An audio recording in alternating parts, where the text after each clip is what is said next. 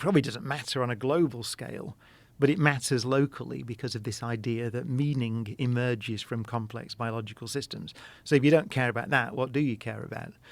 But actually, I read a book. Have you had David Deutsch on the show? David Deutsch is a really interesting physicist. I don't believe I have. He's one of the No. founders of quantum computing, and so Okay. he's a big figure in quantum computing in particular, but he's a great thinker.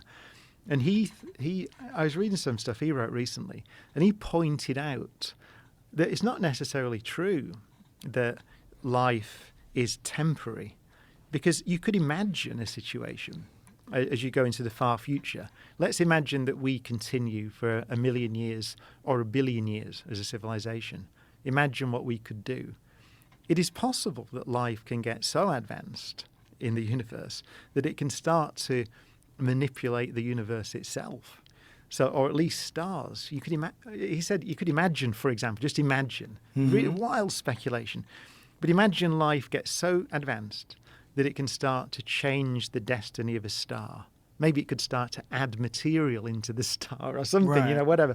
So we don't know how to do that or if it's possible, but imagine it could. Then the evolution of stars life would matter in the sense that it could start to change the way that the universe behaves on a large scale in the future. And so it reminded me, actually, there's another great book by John Barrow and Frank Tipler called The Anthropic Cosmological Principle from the 1980s. It's one of my favourite books, actually. And I remembered it. And in there, they speculate about this life in the far, far future.